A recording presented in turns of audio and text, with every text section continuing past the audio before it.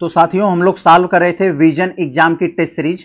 आपके आने वाले एग्जाम यूपी पीसीएस प्रीलिम्स 2025 के लिए दूसरा प्रैक्टिस सेट दोस्तों हम लोग सॉल्व कर रहे थे और इसका हम लोग पार्ट ए सॉल्व कर लिए थे जिसमें हम लोग 75 क्वेश्चन सॉल्व किए थे और मैंने कहा था इसका दूसरा पार्ट यानी पार्ट बी हम लोग सॉल्व करेंगे। लास्ट का जो 75 प्रश्न है ये फैक्चुअल प्रश्न है, इसको हम लोग सॉल्व करेंगे। इसमें पार्ट ए में आपको ज्यादातर कंसेप्चुअल प्रश्न थे और इसमें आपको फैक्चुअल प्रश्न मिलेंगे। तो बहुत ही बेहतरीन वीडियो है, वीडियो को अंत तक देखेंगे तो आपको इस बात को अंदाजा लग जाएगा कि प्रश्न बनते कहां से, हमें किस टॉपिक को पढ़ना है, किस पे फोकस करना है। अंतिम समय में दोस्तों टेस्ट सीरीज ही एकमात्र रास्ता होती है जो विश्वसनीय संस्थाओं की टेस्ट सीरीज होती है, जो आपको बताते हैं किस टॉपिक को आपको दोहराना है, प्रश्न बनेंगे कहां से संभावित प्रश्न बन सकते हैं। तो चलते हम लोग शुरू करते हैं पार्ट बी क्वेश्चन नंबर 76 से। बहुत अच्छा, आपको कुछ स्टेटमेंट दिए गए हैं दो, उन स्टेटमेंट को पढ़ के बताना है कि कौन सा ऑप्शन आपका सही होगा।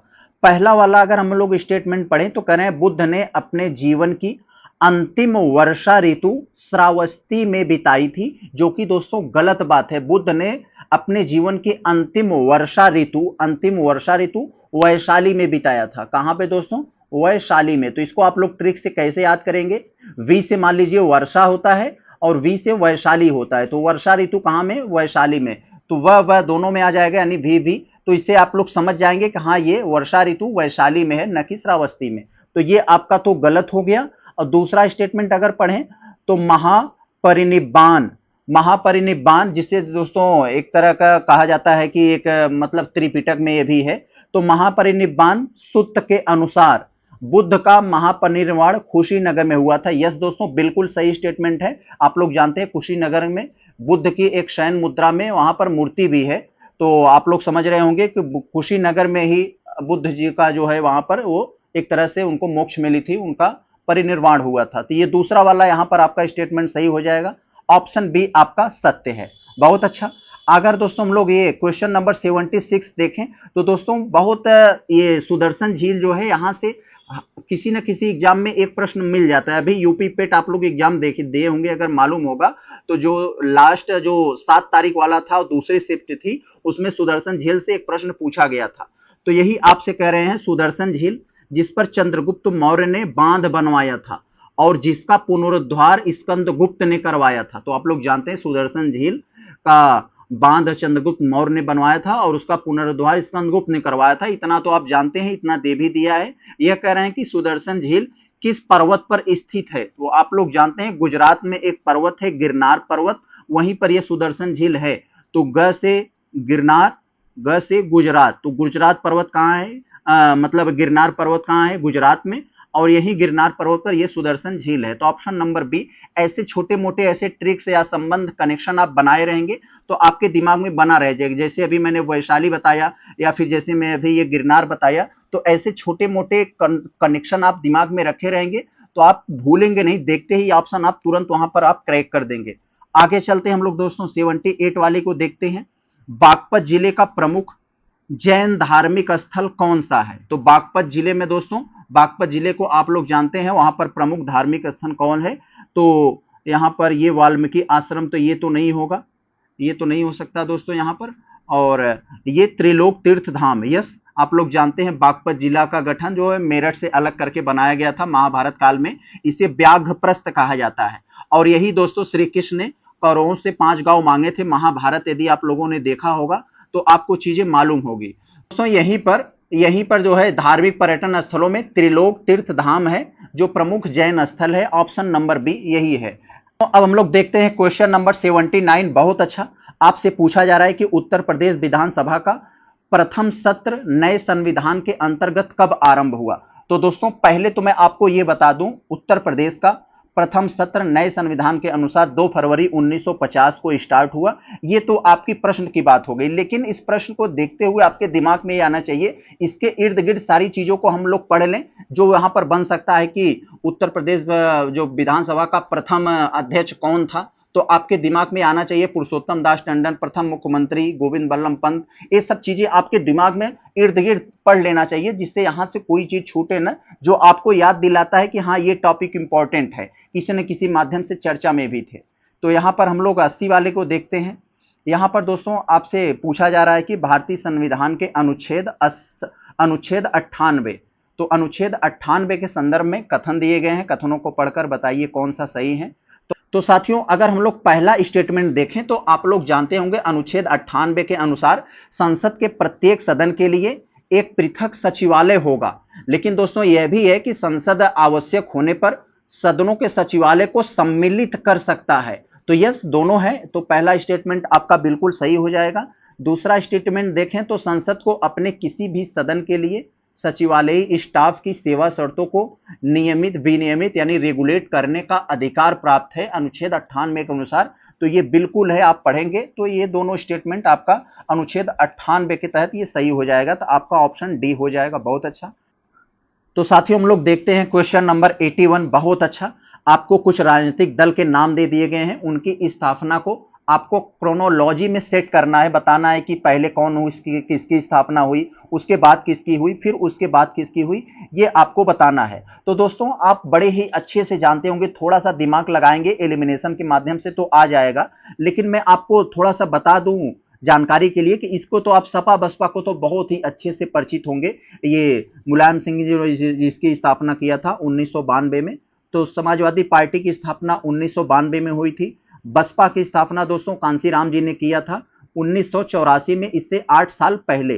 तो 1984 में बसपा की स्थापना हुई थी। और सबसे अंत में दोस्तों आप लोग जानते हैं ममता बनर्जी की ये तृणमूल जो कांग्रेस है, इसकी स्थापना 1998 में हुई थी। सबसे अंत में यही होगा, तो सबसे अंत में इसी की स्थापना हुई थी। और ये जो टीडीपी है, टीडीपी दोस्तों इसकी स्थापना सबसे पहले यहां पर होगा। टीडीपी की स्थापना दोस्तों 1982 में हुआ था, बीएसपी से 2 साल पहले।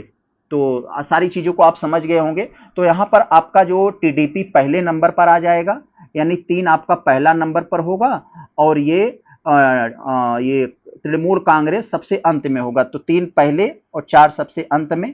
तो यहां पर 2 चीजें दी गई हैं, और उसके बाद फिर बीएसपी दूसरे नंबर पर आना चाहिए।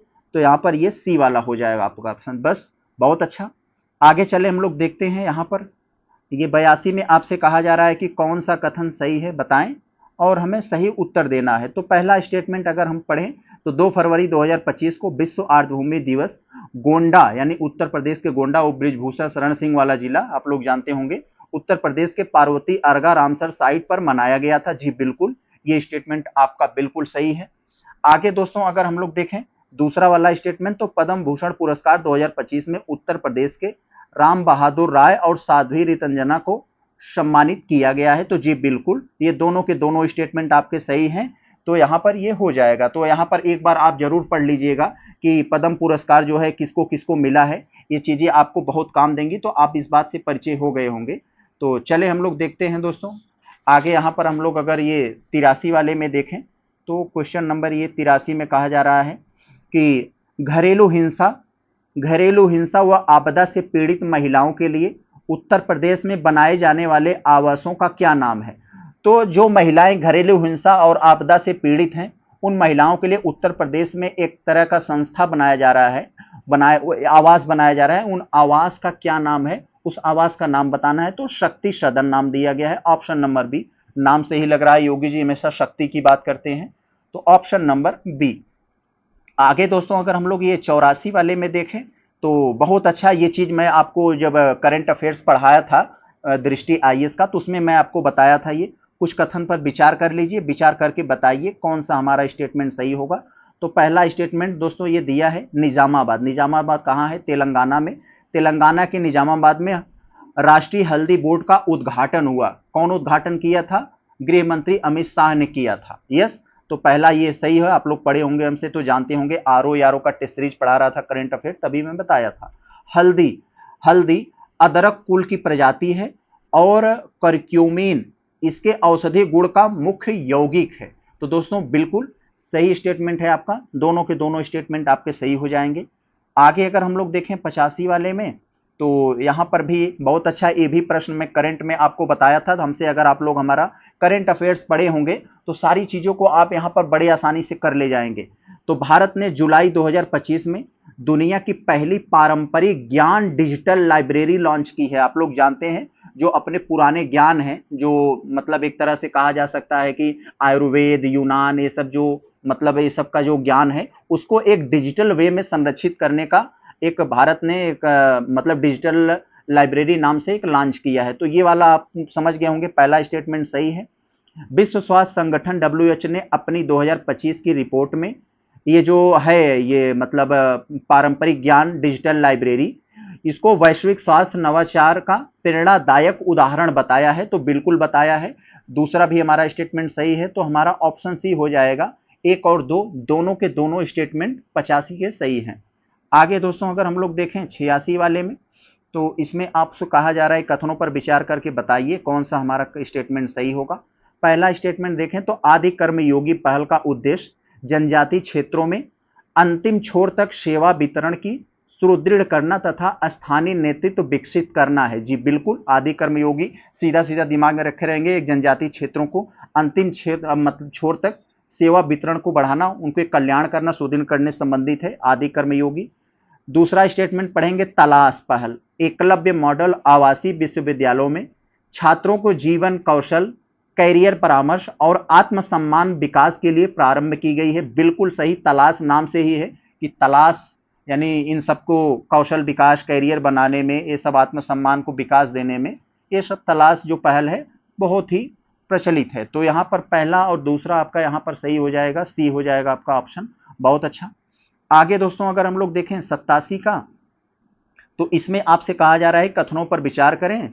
मतलब कौन सा कथन मृदा अपरदन के प्रभावों से संबंधित नहीं है। तो आपको उस मतलब ऑप्शन को पकड़ना है जो मृदा अपरदन के प्रभाव में से संबंधित नहीं है। तो नदी घाटियों की जल धारण क्षमता में कमी, तो नदी घाटियों की जल धारण क्षमता में कमी हो जाएगा, तो वो मृदा अपरदन के प्रभाव से तो संबंधित है। कृषि भूमि का खंडित होकर अनुपयोगी हो जाना, ये भी तो है। भूमि में लवणीयता की वृद्धि, तो भूमि में लवणीयता की वृद्धि, तो इससे भी मृदा अपरदन के प्रभावों से संबंधित तो है कहीं ना कहीं। मिट्टी में ह्यूमस की अधिकता हो जाएगी, तो ये दोस्तों मृदा अपरदन के प्रभाव से संबंधित ये नहीं है। तो आपका ऑप्शन यही डी हो जाएगा, मिट्टी में ह्यूमस की ये जो है कमी से। तो ये आप लोग समझ गए होंगे, डी आपका आंसर होगा। मृदा अपरदन प्रभाव से सम्मिलित नहीं है, बल्कि वनों के मतलब ये कह सकते हैं जो ह्यूमस होती है वो वन, घास, इन सब के दोस्तों पोषण तत्वों से संबंधित है। आगे दोस्तों अगर हम लोग देखें ये 88 में, हाल ही में अपनाए गए काशी घोषणा पत्र, काशी घोषणा पत्र का संबंध किससे है। तो आप लोग जानते हैं वाराणसी में एक आयोजन हुआ युवा आध्यात्मिक शिखर सम्मेलन के दौरान काशी घोषणा पत्र को अपनाया गया, तो जिसका लक्ष्य है दोस्तों वर्ष 2047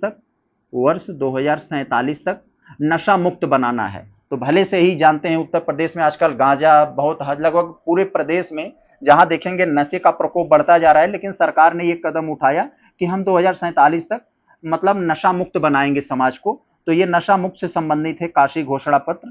आगे जरा हम लोग देखते हैं, कभी भी आपके सामने आए ये ऑप्शन तो समझ जाइएगा।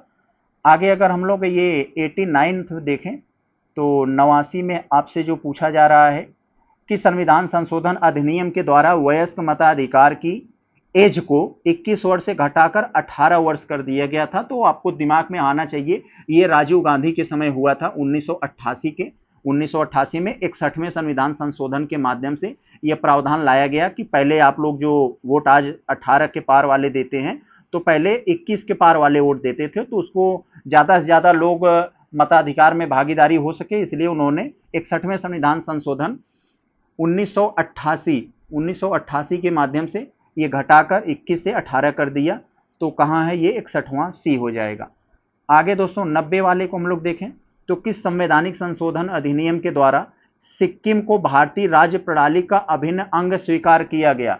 तो दोस्तों यहां पर थोड़ा सा ध्यान देना आपको, ये 35वां संविधान संशोधन, 35वें संविधान संशोधन के माध्यम से सिक्किम को भारत का एक सहराज्य यानी एसोसिएट स्टेट के रूप में मिलाया गया सिक्किम को 35वें संविधान संशोधन के माध्यम से।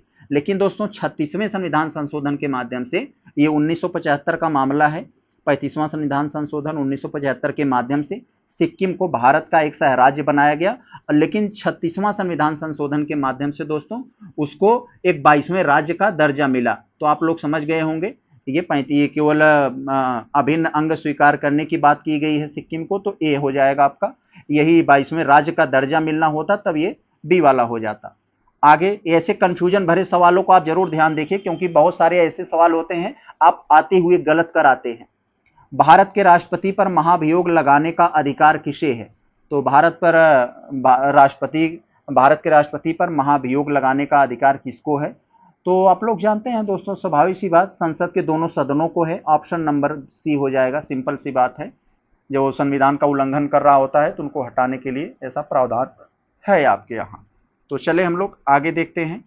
92 में दोस्तों कह रहे हैं कि भारत के राष्ट्रपति की आपातकालीन शक्तियां निम्नलिखित में से किसकी देन है? तो आप लोग जानते हैं आपातकालीन शक्तियां, आप लोग को मालूम होगा ये भाग 18 में अनुच्छेद 352 से 360 तक मामला दिया गया है।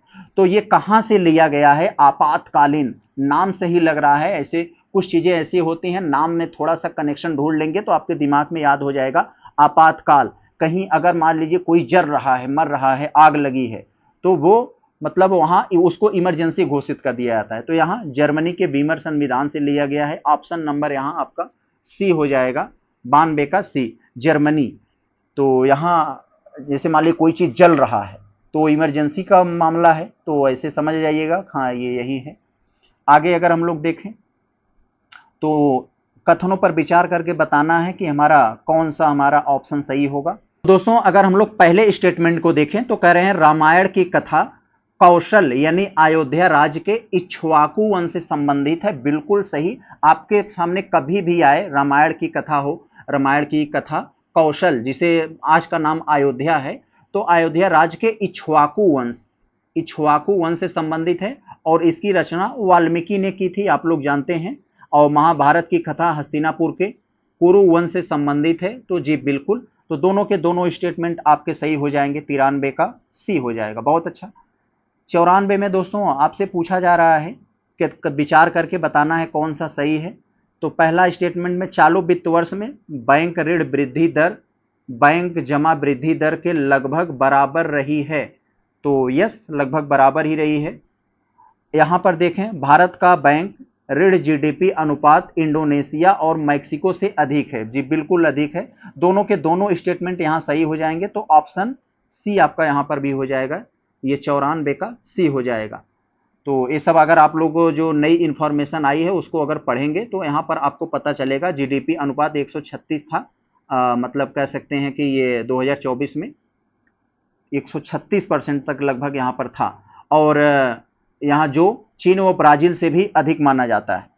तो यहाँ पर देखें हम लोग सी हो जाएगा। आगे अगर हम लोग ये 95 वाले को देखें अगर यहाँ, तो यहाँ 95 वाले में करें हाल की रिपोर्ट के अनुसार रिपोर्ट की गई सभी साइबर अटैक घटनाएं में से लगभग कितनी घटनाओं में से वित्तीय संस्थान शामिल है? तो आप लोग को पता होना चाहिए दोस्तों, आजकल साइबर अटैक, साइबर हमले जितने हो रहे हैं वो ज्यादातर यानी आधे से बहुत ज्यादा वो सिर्फ वित्तीय संस्थाओं जैसे बैंक वगैरह पर हो रहे हैं। यही इनमें से कह रहे हैं कितने मतलब जो घटनाओं में से कितनी घटनाएं केवल वित्तीय संस्थान पर शामिल हैं। तो ये आपको यहां पर बताना है। तो प्रत्येक पांचवी घटना यानी प्रत्येक पांचवी घटना जो हो रही है वो वित्तीय संस्थान से संबंधित है और 4 अलग अलग हैं।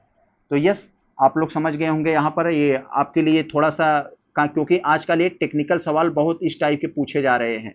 ये तो कुल मिलाकर हम लोग कह सकते हैं जो पांचवी घटना आए, यानी इसको मोटा मोटा परसेंटेज कह सकते हैं 20% जो साइबर अटैक हो रहे हैं वो वित्तीय संस्थानों पर हो रहे हैं।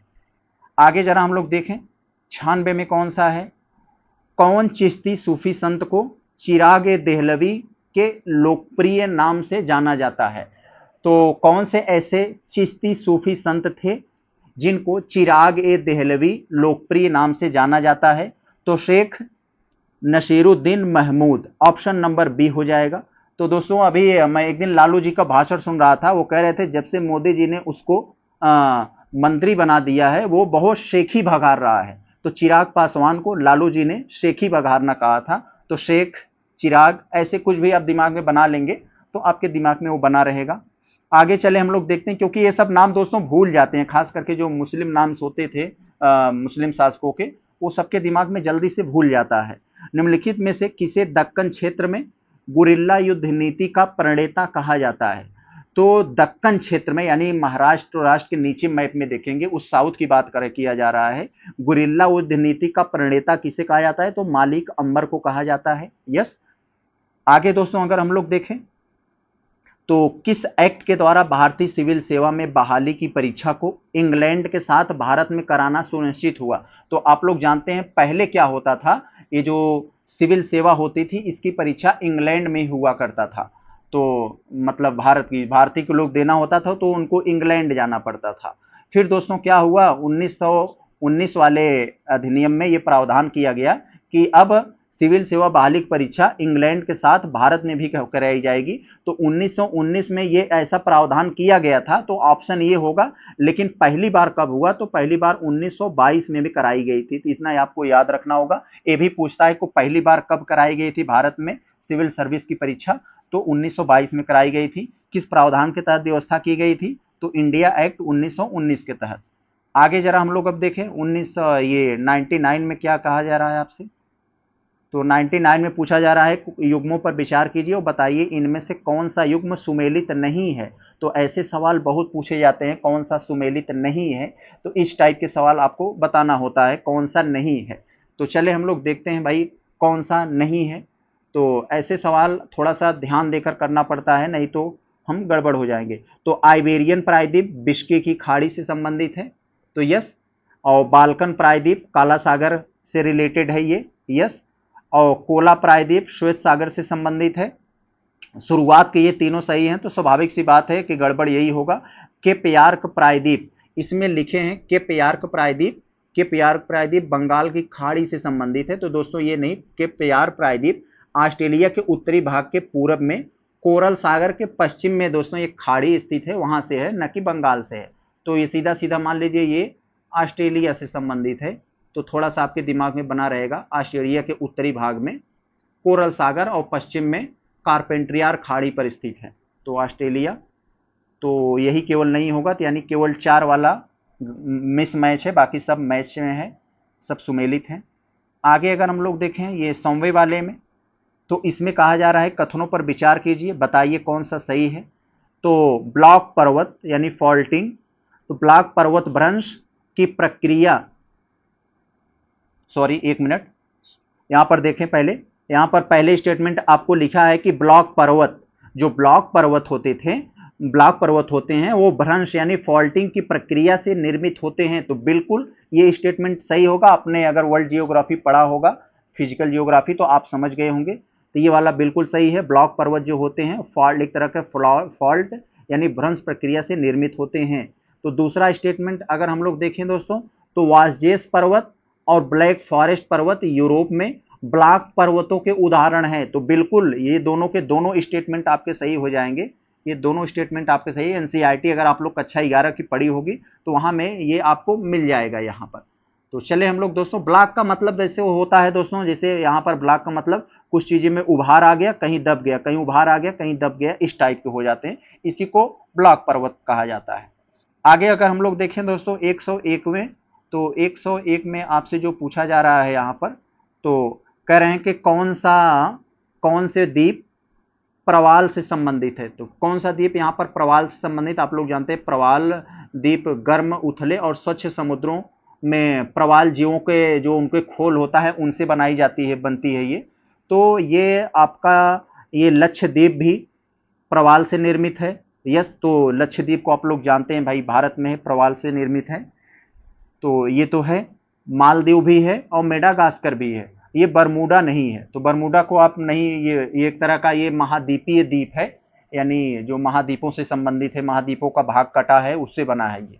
तो ये बरमूडा के बारे में आप लोग जानते हैं। जहां 3 होगा आप हटा दीजिए। आपका जो है तीसरा वाला को अगर हम लोग हटा दें तो यहाँ पर सॉरी यहाँ ये बरमूडा नहीं दोस्तों, ये मेडागास्कर महाद्वीपीय है। सॉरी, यहाँ पर हमने कुछ गलत कर दिया। जो ये प्रवाल, ये कौन सा प्रवाल से निर्मित है? तो प्रवाल से निर्मित लक्षद्वीप तो हैं, यस, इंडिया में हम लोग जानते हैं, मालदीव भी है।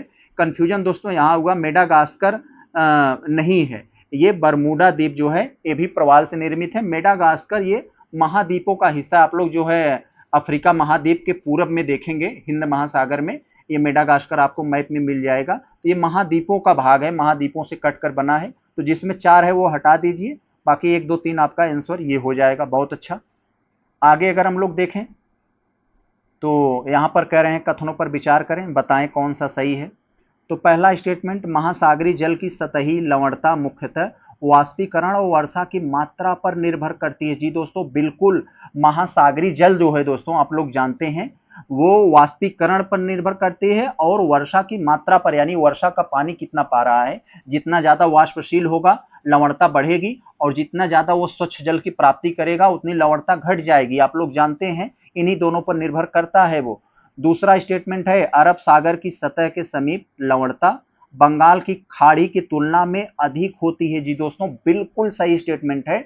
आप लोग देखेंगे ऐसे भारत में यहाँ पर जो बंगाल की खाड़ी है इसकी लवणता कम होती है, और ये जो अरब सागर है इसकी लवणता अधिक होती है। क्यों? क्योंकि बंगाल की खाड़ी में बहुत सारी नदियां ये स्वीट वाटर यानी स्वच्छ जल आकर गिराती हैं, जिससे इनकी लवणता कम हो जाती है।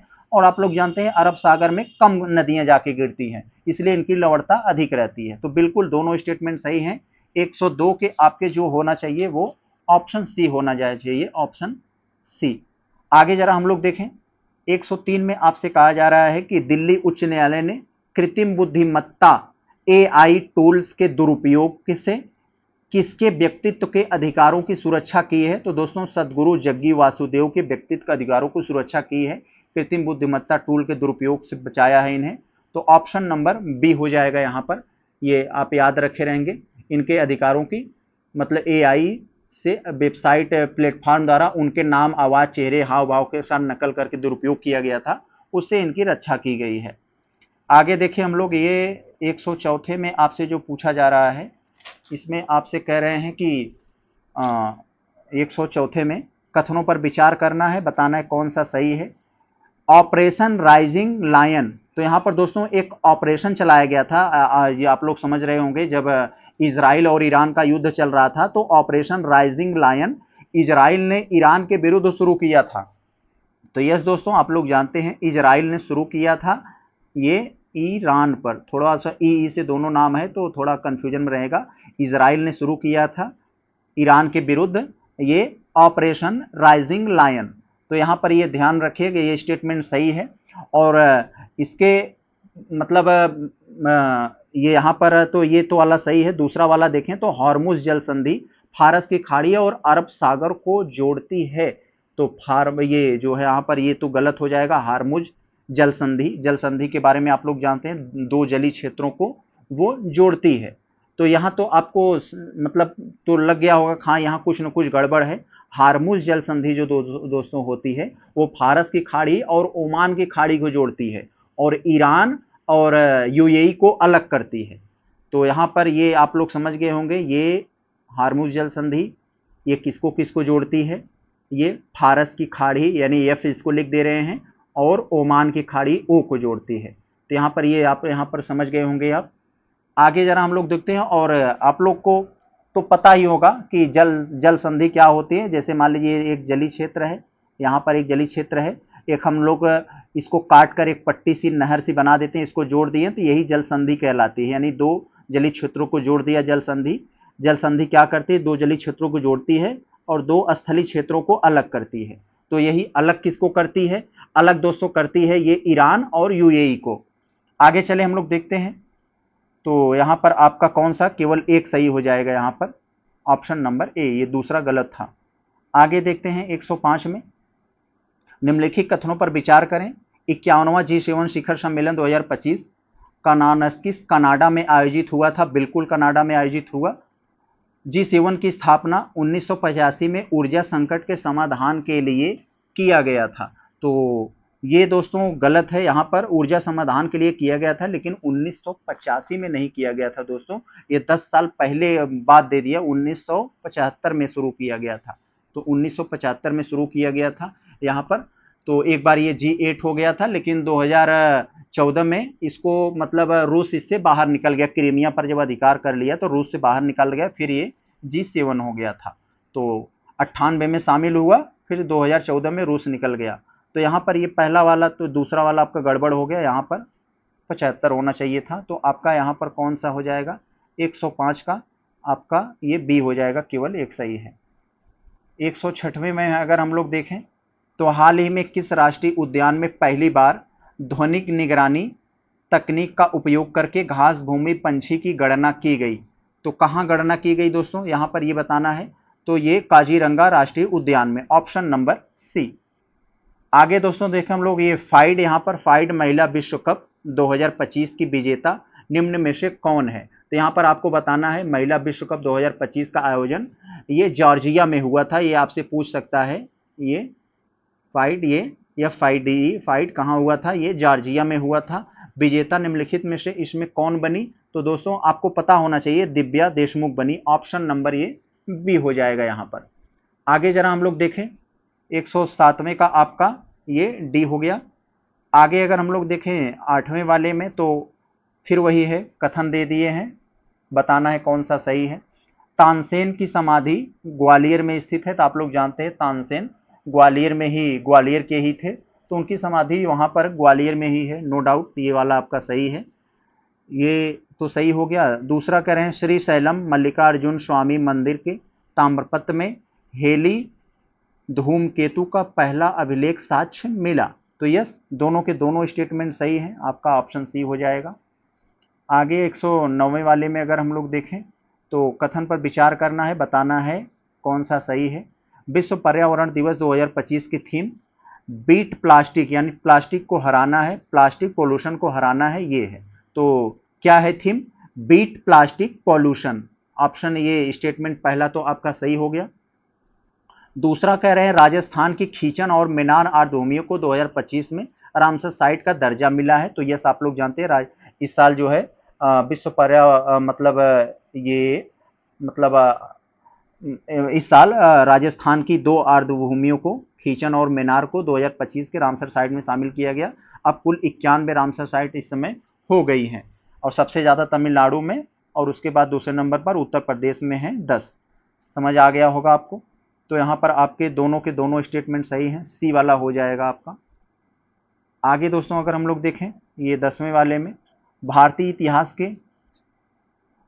इतिहास के मध्यकाल में बंजारे किस कार्य के लिए सर्वाधिक जुड़े हुए थे।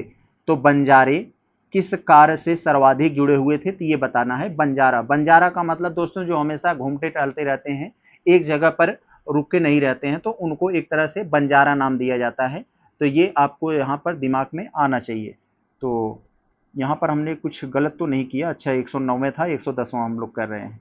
तो यहाँ पर बंजारे किस कार्य से सर्वाधिक जुड़े हुए थे, ये हमें बताना है। तो बंजारे यहाँ पर खेती से तो नहीं जुड़े थे, युद्ध से भी नहीं जुड़े थे, बुनाई, व्यापार, क्योंकि वो हमेशा टहलते रहते थे ना, तो इसलिए इनको व्यापार हम लोग कह सकते हैं, ये व्यापार से जुड़े हुए थे। तो यहाँ पर ये आपका सही हो जाएगा, ऑप्शन नंबर डी। 110 हो गया। 11 वाले को अगर हम लोग देखें तो 111 में आपसे क्या कहा जा रहा है, महारानी विक्टोरिया की उद्घोषणा जो 1858 में हुई, आप लोग जानते हैं कंपनी का शासन खत्म हुआ, उसके आधार पर आपको कुछ कथन दिए गए हैं, बताना है कौन सा सही है। इसके अंतर्गत भारतीय राज्यों को ब्रिटिश साम्राज्य में मिलाने की नीति को परित्याग कर दिया गया। तो महारानी विक्टोरिया ने कहा कि भाई आप लोग थोड़ा शांत हो जाइए, अब हम किसी भी भारतीय राज्य को ब्रिटिश साम्राज्य में नहीं मिलाएंगे। तो मामले को ठंडा करने के लिए ऐसा ऐलान उन्होंने किया। तो ये वाला स्टेटमेंट आपका तो बिल्कुल सही है। दूसरा कह रहे हैं भारतीय प्रशासन अब सीधे ब्रिटिश क्राउन के अधीन कर दिया गया। यस, आप लोग जानते हैं कंपनी से छीनकर ब्रिटिश क्राउन के हाथ में चली गई। इसका मुख्य उद्देश्य ईस्ट इंडिया कंपनी के व्यापार का नियमन करना था। तो यहाँ पर दोस्तों आपका ये तो गलत होना जाना चाहिए, क्योंकि इसका उद्देश्य ईस्ट इंडिया कंपनी के व्यापार को नियमन नहीं करना था, बल्कि एक तरह का दोस्तों इसका उद्देश्य व्यापार का नियमन नहीं था, बल्कि एक तरह का क्या कहते हैं कि मतलब सत्ता को हाथ में लेने की थी, अपने तरह से कंट्रोल करने का था। तो यहाँ पर 1 और 2 केवल सही होगा, तीसरा सही नहीं है यहाँ पे। आगे अगर हम लोग देखें तो सिकंदर के भारत आक्रमण, आप लोग जानते हैं सिकंदर के भारत आक्रमण के संदर्भ में कुछ कथन दिए गए हैं, बताना है कौन सा सही है। अशोक एक सीमांत गणराज्य था जिसकी राजधानी मशक थी। तो यस, अश्वग एक सीमांत गणराज्य था जिसकी राजधानी मशक थी। तो ये तो आपका यहाँ पर ये सही है। सिकंदर ने युद्ध में भारी क्षति होने के बाद मशक की स्त्रियों ने शस्त्र धारण कर लिया था। तो सिकंदर से युद्ध में भारी क्षति होने के बाद मशक की स्त्रियों ने भी शस्त्र धारण यानी हथियार उठा लिया था। ये बात तो सही है, दोनों के दोनों स्टेटमेंट आपके यहाँ सही हो जाएंगे, यहाँ पर दोनों सही हैं। आगे दोस्तों अगर हम लोग देखें तो अगला हमारा 13 वाले में है, एहोल अभिलेख से संबंधित है। एहोल अभिलेख के संदर्भ में कथन पर विचार करना है, बताना है सही कौन सा है। पुलकेशियन द्वितीय के एहोल अभिलेख की रचना बाणभट्ट ने की थी। तो यस, आप लोग जानते हैं पुलकेशियन द्वितीय एहोल अभिलेख में पुलकेशियन द्वितीय से संबंधित बहुत सारी बातें लिखी गई हैं जो बाणभट्ट ने की थी इस अभिलेख की रचना। तो यहाँ पर ये पहला वाला स्टेटमेंट तो आपका तो ये पहला वाला स्टेटमेंट तो यहाँ पर कुछ तो डाउट है। एहोल अभिलेख यहाँ पर दोस्तों ये बाणभट्ट ने नहीं किया था, यहाँ पर ये गलती है कि पुलकेशियन द्वितीय के एहोल अभिलेख की रचना ये बाणभट्ट ने नहीं किया था, बल्कि दोस्तों उसका एक दरबारी कवि था रवि कीर्ति। तो थोड़ा सा यहाँ में कंफ्यूजन हुआ, ये रवि कीर्ति था वो किया था, तो दिव्य कीर्ति नहीं, रवि कीर्ति नाम याद रखे रहेंगे, तो रवि कीर्ति ने किया था, तो ये गलत हो जाएगा आपका। दूसरा हम कह रहे हैं इस अभिलेख में रचनाकार ने स्वयं को कालिदास और भारवी के समकक्ष बताया है। यस, रवि कीर्ति ने उन्हीं को समकक्ष बताया है, तो दूसरा आपका सही हो जाएगा। तो आपका बी आपका सही है केवल। तो साथियों हम लोग देखते हैं क्वेश्चन नंबर 114। बहुत अच्छा, इसमें आपको कुछ जोड़े दे दिए गए हैं, कुछ जोड़े बताना है कि कौन सा हमारे जोड़े मैचिंग कर रहे हैं उसे हमें बताना है। तो लीडर दोस्तों आप लोग जानते हैं लीडर की रचना किसने की थी, तो ये मदन मोहन मालवीय M3 ने किया था, मदन मोहन मालवीय। बॉम्बे क्रॉनिकल ये किसने किया था, ये फिरोज शाह मेहता से संबंधित है। इंडिपेंडेंस मोतीलाल नेहरू और जस्टिस TM नायर। सभी के सभी सही हैं, कोई भी मिसमैच यहाँ पर नहीं है, तो आपका जो आंसर होना चाहिए सी हो जाएगा। आगे देखें हम लोग, ये कश्मीर हिमालय के संबंध में निम्नलिखित कथनों पर विचार कीजिए। बचाना है कश्मीर हिमालय के संबंध में। श्रीनगर झेलम नदी के किनारे, श्रीनगर झेलम नदी के किनारे बसा हुआ है। तो यस, ये तो सही है, श्रीनगर ही झेलम नदी के किनारे पर बसा हुआ है, यहाँ तो सही है। और डल झील श्रीनगर में स्थित है, तो डल झील श्रीनगर में ही स्थित है। यस, ये भी तो बात यहाँ पर सही है। इस क्षेत्र के दक्षिणी भाग में दून घाटियाँ पाई जाती हैं, तो इस क्षेत्र के दक्षिणी भाग में दून घाटियाँ भी पाई जाती हैं, ये भी सही है। तो आपका सभी हो जाएंगे, ऑप्शन डी हो जाएगा। यस, आगे अगर हम लोग देखें ये 116वें में, तो सामाजिक वानिकी के संदर्भ में, सामाजिक वानिकी का मतलब दोस्तों ये समाज वानिकी मतलब जहाँ जमीनें वगैरह खाली हैं, सड़कों किनारे, रेलवे ट्रैक के सामने, या फिर मंदिर, या फिर जो भी स्कूल वगैरह है, जहाँ भी जमीनें फालतू पड़ी हैं वहाँ पर वन लगाना सामाजिक वानिकी संबंधित है। तो फार्म वानिकी में किसान अपनी भूमि पर केवल गैर वाणिज्यिक उद्देश्य से वृक्षारोपण करते हैं। तो नहीं दोस्तों, ये बात तो गलत है, वाणिज्यिक उद्देश्य भी करते हैं, ऐसा नहीं है, तो ये वाला आपका गलत हो जाएगा। सामुदायिक वानिकी भूमिहीन लोगों तक वे लाभ पहुंचाती हैं जो सामान्यतः केवल भूस्वामियों को मिलते हैं। यस, तो ये वाला आपका सही हो जाएगा। तो दूसरा आपका सही है, कौन सा कथन सही है, तो केवल बी सही है, यानी 2 वाला सही है। आगे अगर हम लोग देखें ये 17 वाले में, निम्नलिखित कथनों पर विचार करके बताएं कौन सा कथन फेरेल के नियम से संबंधित है। तो फेरेल के नियम आप लोग जानते हैं दोस्तों, हवाओं को पूरब की तरफ मोड़ना, मेन मकसद यही होता है। उत्तरी गोलार्ध में पवन दाहिनी ओर मोड़ देना, जैसे आप लोग जानते हैं ये गोलार्ध हो गया, ये विषुवत रेखा, तो उत्तरी गोलार्ध में पवनों को दाहिनी ओर मोड़ देना यानी पूरब की ओर मोड़ देना, और दक्षिण गोलार्ध में पवनों को बाईं ओर मोड़ देना यानी पूरब की ओर मोड़ देना। तो यही काम है इनका, ये सही है। दक्षिण गोलार्ध में पवन बाईं ओर मुड़ जाती है, ये भी सही है।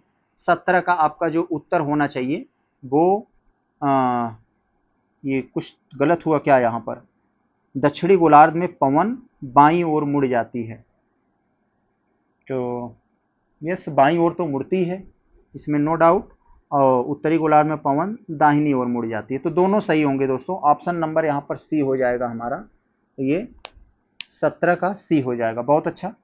आगे अगर हम लोग देखें 18 में कौन से विवाद उच्चतम न्यायालय की मूल अधिकारिता के अंतर्गत आते हैं, ऐसा कौन सा विवाद है जो सुप्रीम कोर्ट की मूल अधिकारिता के अंतर्गत आते हैं? भारत सरकार और एक या एक अधिक से राज्य, मतलब भारत सरकार हो और राज्यों के मध्य, राज्य या एक से अधिक राज्यों के बीच जो झगड़ा होता है वो आ जाते हैं, यस। और दो या दो से अधिक राज्यों के बीच जब विवाद होता है तो आ जाते हैं। संसद या विधानमंडल के चुनाव से संबंधित मामला होता है तो वो आ जाते हैं। तो यहाँ पर जो आपका आंसर होगा दोस्तों 118 का, 118 का आपका जो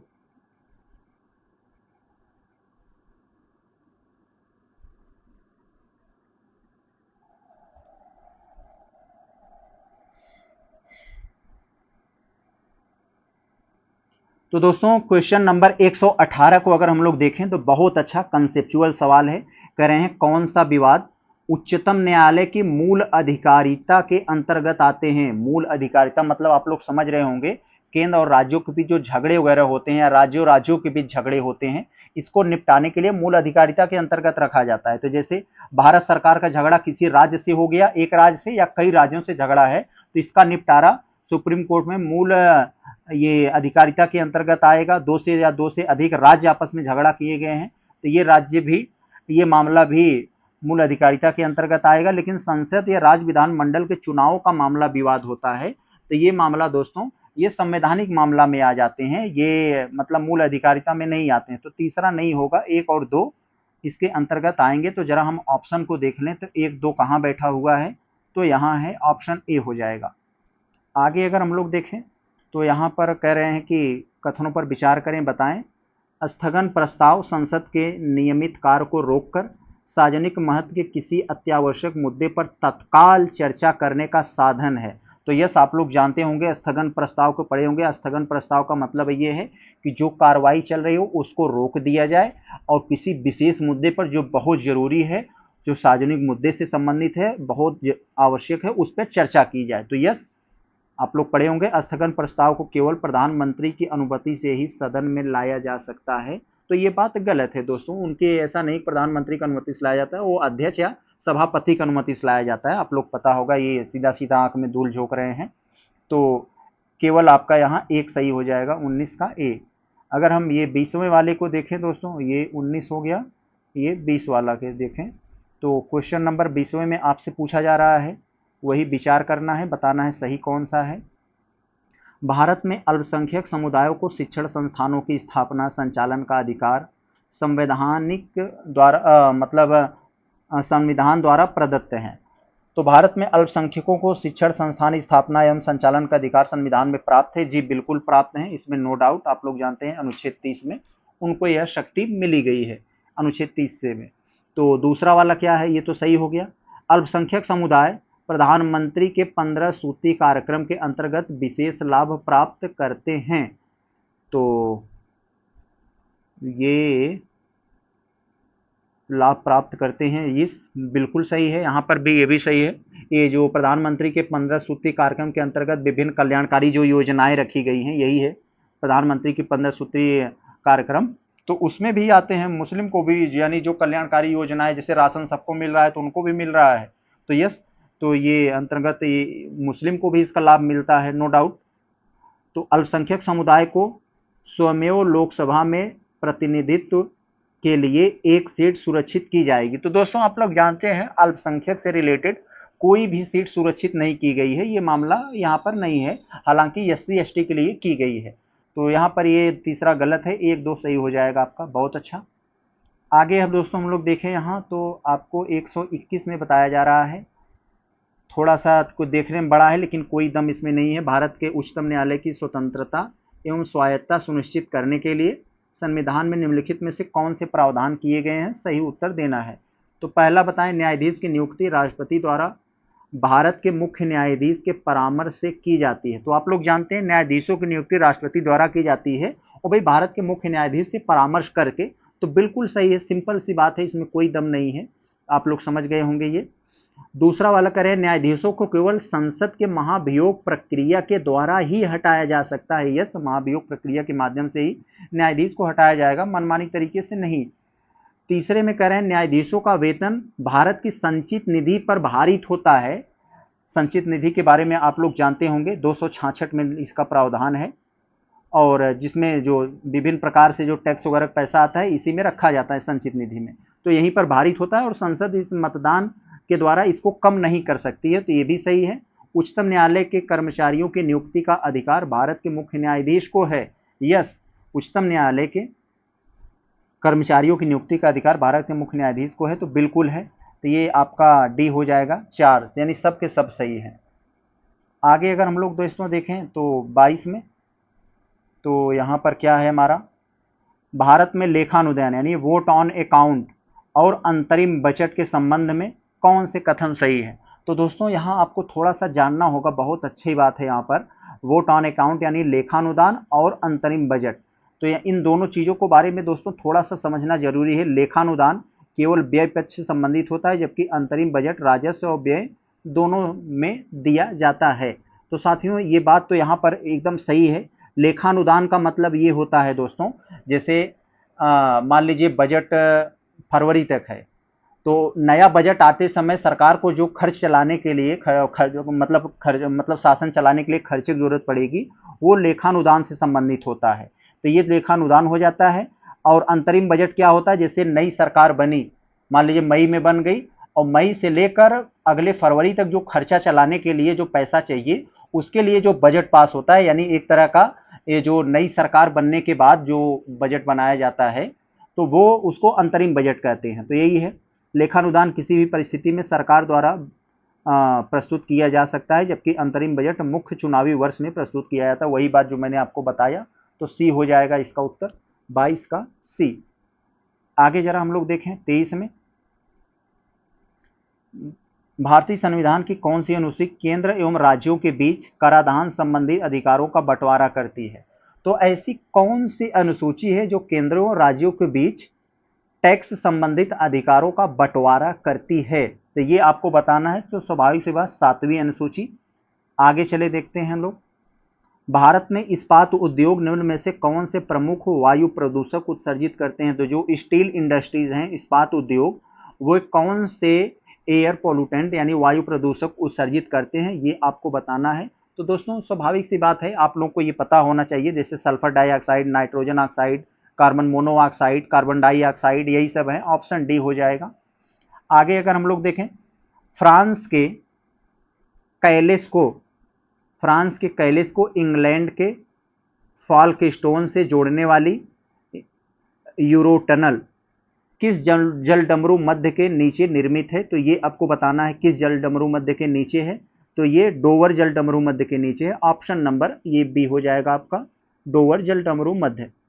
तो 125 का आपका ये हो जाएगा, बी हो जाएगा आपका। आगे अगर हम लोग देखें, हमारा संविधान हमारा स्वाभिमान अभियान किस योजना के तहत आयोजित किया गया है। हमारा संविधान हमारा स्वाभिमान किसके तहत है दोस्तों, तो दिशा योजना के तहत। ऑप्शन नंबर ये बी हो जाएगा। दिशा योजना के बारे में आप लोग जानते हैं दोस्तों, दिशा योजना फुल फॉर्म क्या है, designing innovative solution for holistic access to judiciary. तो इससे संबंधित है, जो दोस्तों कहा जाता है जिसका उद्देश्य अनुच्छेद 391, 14 और 21 के अनुरूप न्याय की मतलब पहुंच तक सुनिश्चित किया गया है। तो यही है दिशा योजना से संबंधित।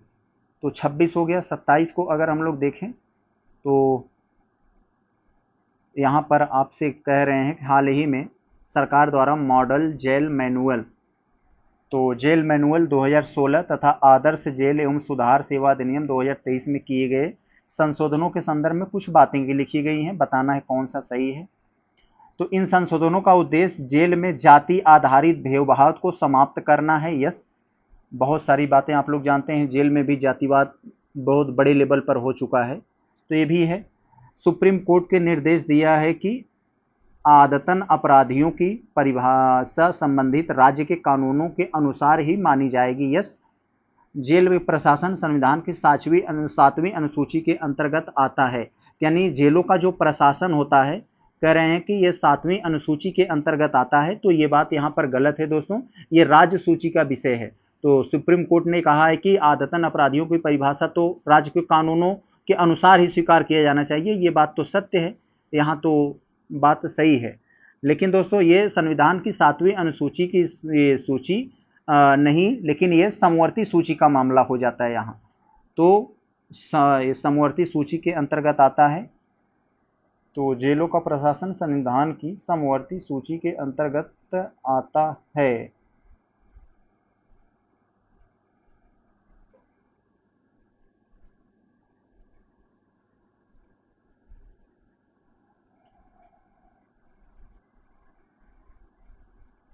तो दोस्तों अगर हम लोग ये तीसरा वाला स्टेटमेंट को देखें तो कह रहे हैं जेलों का प्रशासन संविधान की समवर्ती सूची के अंतर्गत आता है। तो नहीं मेरे भाई, समवर्ती सूची के अंतर्गत नहीं आता है। ये जेलों का प्रशासन राज्य की राज्य सूची के विषय के आता है, ये समवर्ती सूची में नहीं। तो ये गलत हो जाएगा, ऑप्शन ए हुआ आपका। आगे देखें 28 वाले में, तो कह रहे हैं कि हाल ही में किस भारतीय सांस्कृतिक धरोहर को यूनेस्को के मेमोरी ऑफ द वर्ल्ड अंतरराष्ट्रीय रजिस्टर में शामिल किया गया है। तो आप लोग जानते हैं किसको किया गया है, भगवत गीता और नाट्यशास्त्र की पांडुलिपियों को शामिल किया गया है अंतरराष्ट्रीय register, memory of the world अंतरराष्ट्रीय रजिस्टर में। ऑप्शन बी हो जाएगा। आगे अगर हम लोग देखें 29 में, तो यहाँ पर कह रहे हैं एक तरफ आपको दे दिया गया है यहाँ पर सैन्य अभ्यास, दूसरी तरफ भाग लेने वाले देश। तो कौन सा सैन्य अभ्यास में किस देश ने भाग लिया, तो ये आपको बताना है यहाँ पर। पिछली बार पीसीएस में ऐसा प्रश्न एक आया था। तो कोमैडो अभ्यास, साइक्लोन, धर्म गार्जियन, एक्वेरिन। तो आप लोग जानते हैं, जो सबसे पहले जानते हैं उसको मिला दीजिए, आपका काम यहाँ पर बन जाएगा। धर्म गार्जियन आप लोग जानते हैं टेक्नोलॉजी में सबका गार्जियन जापान है, तो भारत जापान ये आ जाएगा यहाँ। तो यस, तो ये हो जाएगा आपका, यानी सी वाला 2 पर आएगा हमारा। तो सी वाला 2 पर कहाँ है, सिर्फ ए में है और कहीं नहीं है। सीधा सीधा, हमें कोई जानकारी नहीं थी, सिर्फ 2 वाला समझ में सीधा आ रहा था, हमने देखा हमारा एलिमिनेशन से काम बन गया। तो ए यहाँ पर आपका 29 में उत्तर हो जाएगा। तो अब आप लोग समझ गए होंगे। तो ए वाला हमारा 3 पे जाएगा, यानी कोमैडो अभ्यास भारत इंडोनेशिया के बीच है।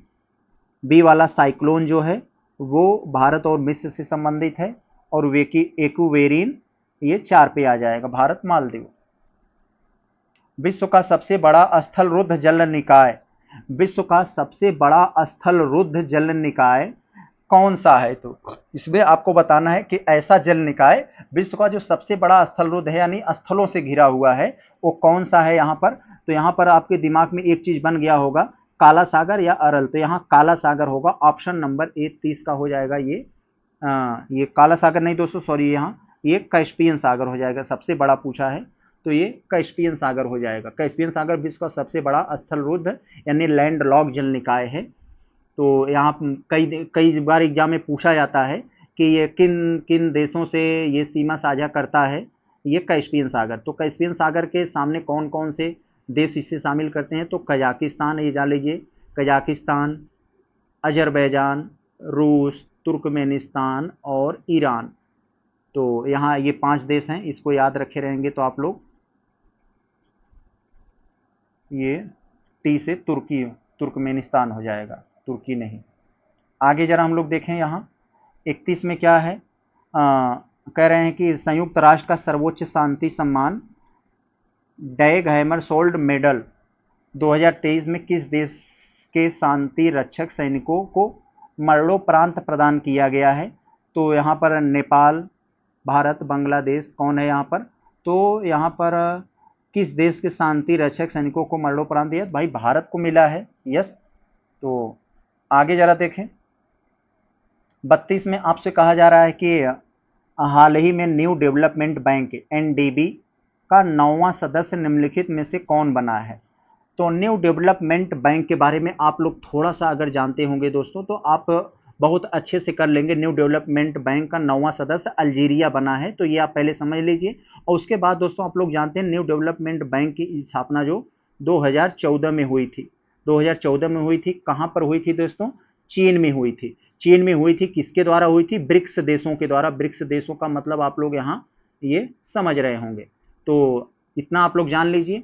और इसकी मुख्यालय कहाँ है, चीन में हुआ था, तो चीन के शंघाई में ही है। तो इतना आप लोग जानते रहिए। आगे देखते हैं जरा, जुलाई 2025 में भारत के प्रधानमंत्री किस देश की राजकीय यात्रा के दौरान मित्र विभूषण नामक सर्वोच्च नागरिक पुरस्कार से सम्मानित किया गया। तो मित्र भूभूषण से कहाँ प्रधानमंत्री जी को सम्मानित किया गया है, तो ये आपको यहाँ पर अब बताना है, मित्र विभूषण, तो ये श्रीलंका, ऑप्शन नंबर सी हो जाएगा।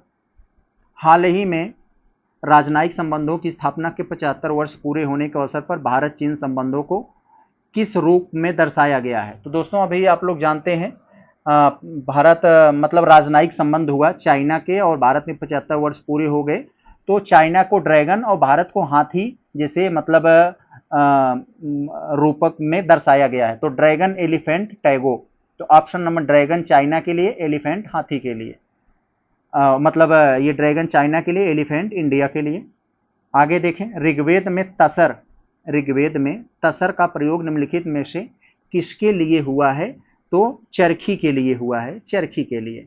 आगे दोस्तों देखें हम लोग, ये 36 में निम्नलिखित पशु समूहों में से कौन सा समूह मोहनजोदड़ो की पाशुपतिक मुहर पर अंकित है? तो दोस्तों आप लोग जानते हैं मोहनजोदड़ो से जो पाशुपत यानी योगी की मुद्रा में बैठा एक मतलब देवता रूपी मतलब जो मुहर मिली है, उस पे किन किन जानवरों की उस पे मुहर अंकित है, ये आपको बताना है। तो साथियों थोड़ा सा अगर ध्यान देंगे तो यहाँ आपको ये मिल जाएगा बड़े ही ध्यान से। जैसे मान लीजिए ये पाशुपत की ये मुहर है, तो और ये राइट साइड है और ये लेफ्ट साइड है, तो यहाँ पर ये दिमाग में हो जाएगा। दाईं ओर जो है दोस्तों बाघ यानी चीता और हाथी, तो यहाँ हम टाइगर लिख दे रहे हैं, एंड एलिफेंट जो खतरनाक बड़े जानवर हैं। तो दाहिने ओर यानी राइट हैंड में टाइगर और एलिफेंट है, और बाएं ओर दोस्तों भैंसा और गैंडा है। तो भैंसा बी लिख दे रहे हैं और गैंडा, तो समझ जाइएगा। तो क्या कौन कौन सा है दोस्तों यहाँ पर? तो बाघ है, गैंडा है, भैंसा, हाथी, तो ऑप्शन डी हो जाएगा। ये चतुष्पाद शिव प्रतिमा कहाँ पाई गई है? तो चतुष्पाद शिव प्रतिमा कहाँ पाई गई है दोस्तों? तो ये खजुराहो में पाई गई है। आगे देखें, अगर 38 में कुल युग्मों पर विचार करिए, बताना है कौन सा सही है। क्रिप्स मिशन 1942, कांग्रेस के आधिकारिक वार्ताकार जवाहरलाल नेहरू। तो क्रिप्स मिशन जब आया था तो उसके वार्ताकार जवाहरलाल नेहरू और मौलाना आजाद थे। क्रिप्स मिशन का प्रमुख उद्देश्य भारत को तुरंत स्वतंत्रता देना था। तो नहीं मेरे भाई, स्वतंत्रता देना नहीं था, वो चाहता था कि भारत को किसी तरीके से मिलाकर सेकेंड यानी जो वर्ल्ड वार हुआ था उसमें मतलब इसकी मतलब भागीदारी लेना। तो ये गलत हो जाएगा, केवल पहला दूसरा सही है। तो 38 का आपका जो सही होना चाहिए वो पहला दूसरा हो जाएगा, ए वाला। आगे देखें अगर हम लोग 39 में, तो यहाँ कह रहे हैं कि विचार करना है, बताना है कौन सा सही सुमेलित है। तो चक्रवात, तो भारत में इसे चक्रवात कहा जाता है। जो चक्रवात हम लोग के यहाँ आता है तो हम लोग इसे चक्रवात बोलते हैं। अमेरिका में इसे हरिकेन बोला जाता है, और पूर्वी एशिया जैसे चाइना, हम लोग का चाइना का जो पूर्वी एरिया है, जापान, कोरिया वगैरह में इसे टाइफून बोला जाता है। विली विलीज ऑस्ट्रेलिया में बोला जाता है। तो यानी 4 के चारों सही हैं, ऑप्शन नंबर डी हो जाएगा 39 का। आगे अगर हम लोग देखें 40 में, उष्णकटिबंधीय चक्रवात, निम्नलिखित कथनों पर विचार किए। उस चक्रवात आप लोग जानते हैं उष्णकटिबंधीय और शीतोष्णकटिबंधीय। उष्णकटिबंधीय जो गर्म माहौल में पैदा होते हैं ये, तो ये चक्रवात सामान्यतः दोनों गोलार्धों के 5 से 30 डिग्री अक्षांशों पर उत्पन्न होते हैं। जी बिल्कुल, भूमध्य रेखा पर कोरियोलिस बल न होने के कारण यहाँ उत्पन्न नहीं होते हैं। जी बिल्कुल, स्टेटमेंट 2 वाला सही है, क्योंकि कोरियोलिस बल भी एकदम विषुवत रेखा पर शून्य होता है, इसलिए वहाँ नहीं होते। इनके केंद्र में वायुदाब सर्वाधिक होता है। तो नहीं मेरे भाई, चक्रवात जो होते हैं मान लीजिए इसे, उनके केंद्र में लो प्रेशर होता है और सरफेस पे दोस्तों हाई प्रेशर होता है। तो यहाँ से हवाएं जो है सरफेस से केंद्र की तरफ चलती हैं, और वो कोरियोलिसिस बल के कारण ये ऐसा उनमें मूवमेंट आ जाता है। तो यहाँ पर दोनों के दोनों सही हैं। तो साथियों जो आपका आंसर होना चाहिए ये ऑप्शन ए में हो जाएगा, ऑप्शन ए। बहुत अच्छा, आगे चलते हम लोग देखते हैं। 141 में आपसे कह रहे हैं विषुवत रेखीय प्रदेश। तो विषुवत रेखीय प्रदेश का मतलब क्या है? किसी भी नाम में प्रदेश लग गया तो उससे रिलेटेड देश हो जाता है। जैसे जलवायु प्रदेश आपको कह दिया गया, तो जो सेम जलवायु में एक कोई देश पड़ते हैं तो उसे जलवायु प्रदेश। इसी तरह से विषुवत रेखा पर पड़ने वाले देश विषुवत रेखीय प्रदेश कहलाते हैं। इसके संदर्भ में कुछ बातें लिखी गई हैं, बताना है। यहाँ प्रमुख व्यवसाय उष्णकटिबंधीय फसलों की खेती है। यस। इस प्रदेश की कृषि में रबड़, कोको और अनानास जैसे फसलें प्रमुख हैं। तो यस, दोनों के दोनों स्टेटमेंट हमारे सही हो जाएंगे, सी हो जाएगा। आगे अगर हम लोग देखें 41 में, यायावार चरवाहे याकूत किस क्षेत्र के निवासी थे? तो यायावार चरवाहे याकूत किस क्षेत्र के निवासी थे, ये हमसे पूछा जा रहा है। तो यहाँ पर दोस्तों सहारा, गोबी, टुंड्रा, कालाहारी, तो ये कहाँ के थे? तो ये टुंड्रा के थे, यानी टुंड्रा मतलब जो कह सकते हैं हम लोग एकदम बर्फीले वाले क्षेत्रों में। आगे जरा हम लोग देखें 43 में, तो 43वें में यहाँ कह रहे हैं कि हाल ही में सुप्रीम कोर्ट ने दया याचिकाओं की प्रक्रिया को सुव्यवस्थित करने के दिशा निर्देश जारी किए। इस संबंध में कुछ कथन दिए गए हैं, बताना है सही कौन सा है।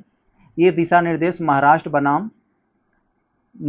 राज्य बनाम प्रदीप यशवंत कोकड़े केस में जारी किए गए थे। यस, अभी चर्चा में था, आप लोग जाने होंगे इसके बारे में, तो ये तो सही है।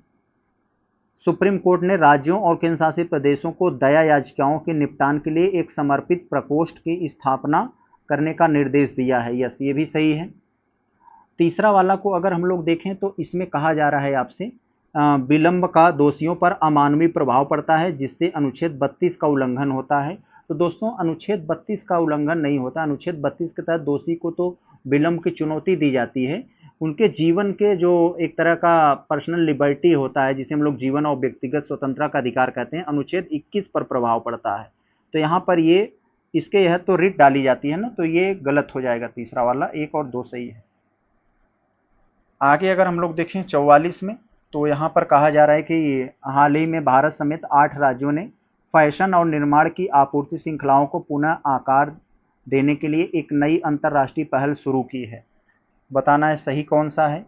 यह वैश्विक पर्यावरण सुविधा द्वारा वित्त पोषित एकीकृत कार्यक्रम का हिस्सा है। इसका उद्देश्य खतरनाक रसायनों को फैशन निर्माण में क्षेत्र में आपूर्ति श्रृंखला को हटाना है। तो यस, ये भी सही है, ये भी। और इसमें केवल एशियाई देश सम्मिलित हैं? नहीं, सभी सम्मिलित हैं। यह पहल संसाधन दक्षता और नवीकरणीय सामग्रियों को उपयोग को बढ़ावा देती है। यस, 1, 2, 4 नाम सही लग रहा है, ऑप्शन ए हो जाएगा 144 का ए। 145 में देखते हैं अगर, तो इसमें कह रहे हैं कि भारत सरकार और एशियाई विकास बैंक के इस्माइल कार्यक्रम के तहत किस उद्देश्य से $350 मिलियन नीति आधारित ऋण पर हस्ताक्षर किए गए हैं? तो दोस्तों कैसे किए गए हैं? मल्टी मॉडल लॉजिस्टिक इकोसिस्टम को मजबूत करने के लिए। आगे देखें तो 146 में करें, हाल ही में किस योजना की शुरुआत केंद्र सरकार ने अंतर्देशीय जलमार्गों को बढ़ावा देने के लिए किया है? तो किस योजना की शुरुआत किया है? तो ये जलवाहक योजना, ऑप्शन नंबर सी। 47 में देखें तो भारत ने हाल ही में एयर बेस C-295 सैन्य परिवहन विमान किस देश से प्राप्त किया है? तो स्पेन से प्राप्त किया है। तो यस, आपका बी हो जाएगा, स्पेन। आगे अगर हम लोग देखें तो 48 में कह रहे हैं कि विचार करना है, बताना है कि कौन सा सही है। प्रोजेक्ट हिमांक लद्दाख में सड़क संपर्क विकास के लिए शुरू किया गया है। तो प्रोजेक्ट हिमांक आप लोग जानते हैं, लद्दाख में हिम है, बर्फ है, तो उसी से रिलेटेड लद्दाख में प्रोजेक्ट हिमांक लद्दाख में शुरू किया गया विकास, मतलब लद्दाख में सड़क संपर्क विकास के लिए शुरू किया गया है। तो ये तो बिल्कुल सही है आपका। दूसरा में कह रहे हैं लद्दाख मुख्य रूप से राष्ट्रीय राजमार्ग NH4 और NH7 से जुड़ा है। तो दोस्तों यहाँ पर एक ये गलत हो जाएगा, NH4 से NH7 नहीं, ये NH1 और 3 से जुड़ा है। तो NH1 और 3 से जुड़ा हुआ है, तो ये गलत हो जाएगा। तो आपका जो केवल एक सही होगा, ऑप्शन ए। आगे देखें 49 वाले में, डीप ब्रेन स्टिमुलेशन तकनीक का मुख्य उद्देश्य क्या है? तो दोस्तों मस्तिष्क की असामान्य विद्युत गतिविधियों को नियंत्रित करने के लिए शुरू किया गया है डीप ब्रेन स्टिमुलेशन तकनीक। आगे देखें लास्ट वाला प्रश्न, हाल ही में प्रधानमंत्री ने यूनेस्को को विश्व धरोहर स्थल पर पूजा अर्चना की, जिसे पेरुवैदयार कोविल के नाम से जाना जाता है। तो ये मतलब किस यूनेस्को विश्व धरोहर पर, मतलब ये तो है दोस्तों बृहदेश्वर मंदिर जो तमिलनाडु में है। ऑप्शन नंबर बी, यहाँ पर प्रधानमंत्री ने पूजा अर्चना भी हाल ही में किया था। तो दोस्तों देखा हमने ये जो विजन की जो टेस्ट सीरीज थी, दूसरी टेस्ट सीरीज को पार्ट 2 को कंप्लीटली सॉल्व कर लिया है। आप लोग इस वीडियो को ज़्यादा से ज़्यादा शेयर करें, ज़्यादा से ज़्यादा मतलब सपोर्ट करें, तो हम इसके बाद ये विजन की तीसरी प्रैक्टिस टेस्ट लेकर आएंगे। धन्यवाद।